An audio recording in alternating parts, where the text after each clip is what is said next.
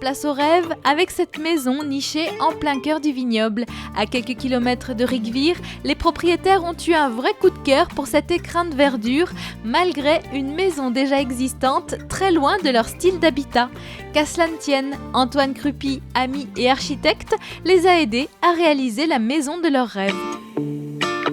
Cette maison est incroyable. La partie en fait à l'avant de la maison existait déjà. Voilà. Vous êtes passé par-dessus l'ancienne maison. Tout à fait, en fait. L'idée, c'est de customiser en fait un existant et qu'au final, en fait, on ne le voit plus, cet existant. Et cette maison était déjà importante, 10 par 10, donc 100 mètres carrés sur 2 niveaux. Et il faut imaginer qu'au-dessus, on avait une toiture. Il y avait un toit. Il y avait un toit.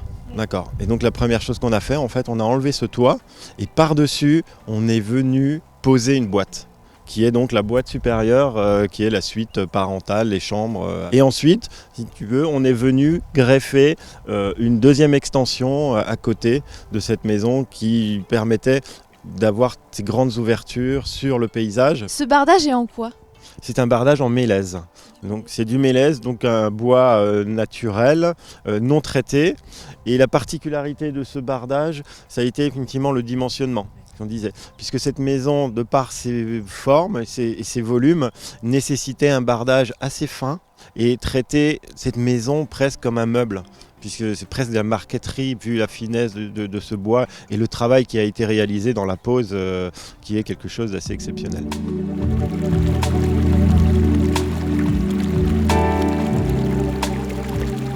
C'est une piscine à débordement, c'est quand même très très rare d'en voir. Tout à fait. Et là, c'était effectivement donc déjà toujours cette idée de ligne très pure que tu retrouves dans la maison et à l'extérieur. Le matériau, le bois, qui fait toujours ce lien. Et ensuite, cette idée, à un moment donné, de piscine à débordement qui joue aussi avec le dénivelé du terrain. Et pour éviter d'avoir un mur, si tu veux, par rapport au paysage, c'est justement en fait c'est l'eau qui va faire cette paroi et puis le bruit de l'eau qui coule aussi, tout ce côté effectivement assez ludique, quoi. La couleur de la piscine est belle aussi, c'est un liner C'est un liner gris foncé pour donner effectivement la couleur particulière à l'eau et qui évolue en plus énormément avec aussi le soleil.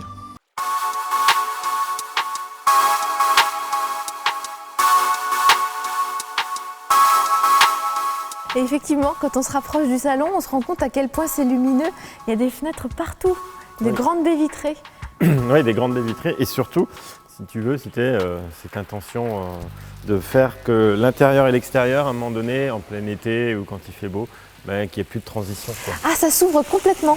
Oui. En fait, il n'y a plus aucune fenêtre, tout disparaît dans le mur. Oui, c'est des coulissants à levage, à galandage.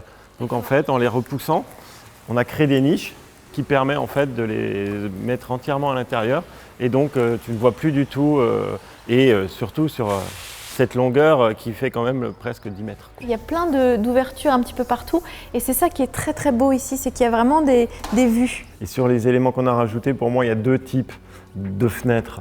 Il y a la fenêtre comme celle-ci qui s'ouvre, qui te fait la transition entre l'intérieur et l'extérieur, enfin qui disparaît. Et ensuite, les autres fenêtres qui sont des fixes, qui eux sont des vrais cadrages et des tableaux et qui ont été positionnés à des endroits stratégiques, quoi, pour avoir en fait des vrais cadrages. Et là aussi, c'est tout un travail où tu ne vois plus la menuiserie. C'est que voir le verre, quoi.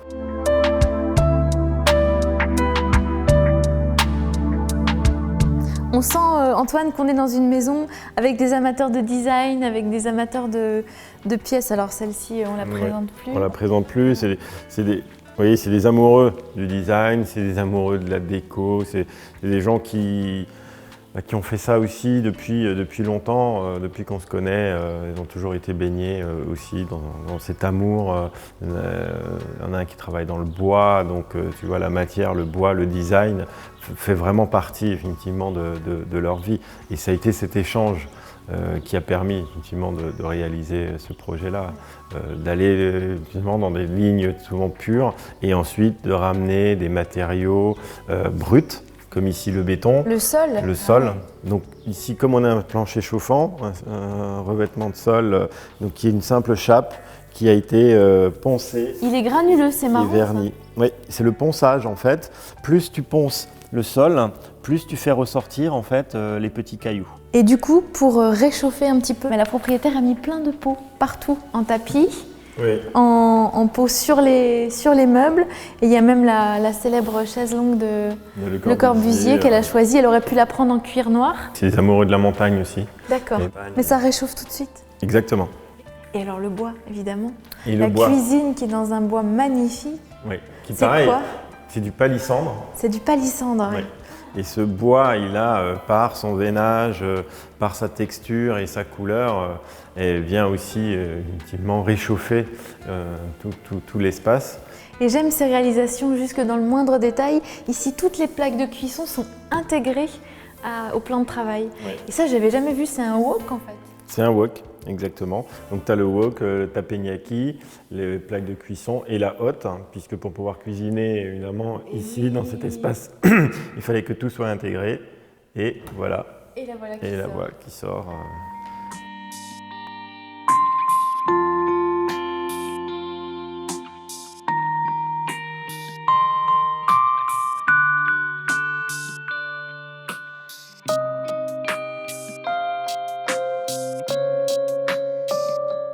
Les propriétaires ont déjà eu plusieurs maisons. Ils se sont déjà amusés avant d'avoir celle-ci. Oui, tout à fait. Ils ont fait plusieurs maisons, dont j'ai eu la chance de faire aussi avec eux leur première.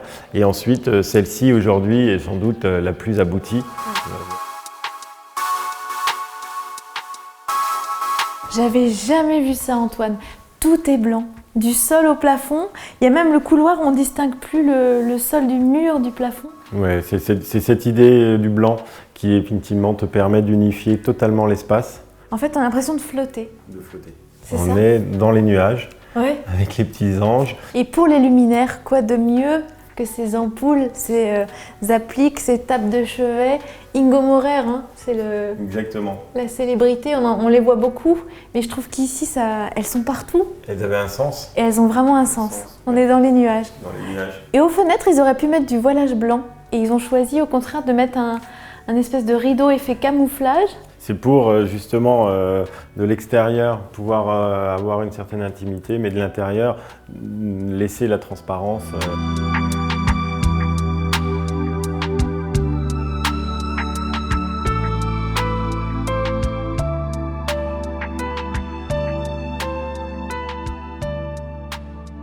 Et la douche est surdimensionnée. J'ai jamais vu une douche aussi grande. C'est une douche collective. Oh, ça c'est une invitation. Attention, le caméraman est d'accord, hein? On va prendre une douche? Mais en plus, si tu veux, c'est une vraie pièce. Et cette notion de grandeur est encore plus mise en valeur par cette pâte de verre. La mosaïque, j'ai jamais vu une aussi petite mosaïque. Elle fait moins d'1 centimètre. Et donc, effectivement, tous ces petits carreaux te donnent encore plus cette impression de grandeur.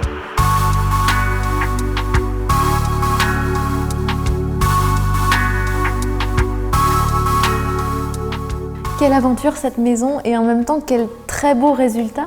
Je pense que quand on est architecte, c'est pas tous les jours qu'on rencontre comme ça un couple d'amis qui vous fait confiance et avec qui on peut à ce point aboutir un projet. C'est clair, c'est une expérience à chaque fois unique.